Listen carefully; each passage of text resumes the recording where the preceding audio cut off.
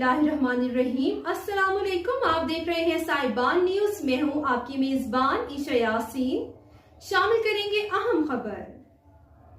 हमारे bureau chief अमीन फैज के मुताबिक सऊदी अरब के दारुल हुकूमत रियाज में सरदार अब्दुल राफे खान बलोच की रिहाइशगाह पर पाकिस्तान से ताल्लुक़ रखने वाली मुअज़्ज़ज़ शख्सियात के एजाज़ में एक पुरतकल्लुफ़ अफ्तार का एहतमाम किया गया।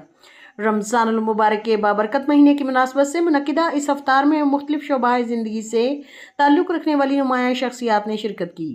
तकरीब का माहौल निहायत खुशगवार और रूहानी था, जहाँ शुरका ने बाहमी मुलाकात के साथ साथ रमज़ान की बरकतों को भी समेटा। अफ्तार में शरीक मेहमानों में सीनियर सहाफ़ी हाफिज़ अरफान खटाना, राव कयूम, सैयद मुहियुद्दीन, हबीबुर रहमान चौधरी, आकिब जुबैर खान बलोच, वसीम खान बलोच और दीगर मुअज़्ज़ज़ शख्सियात शामिल थीं। इस मौका पर वसीम खान बलोच ने गुफ्तगू करते हुए कहा कि सऊदी अरब हम सब के लिए दूसरे घर की हैसियत रखता है और हम इस मुल्क की सलामती, इस्तेहकाम और तरक्की के लिए हमेशा दुआगो रहते हैं।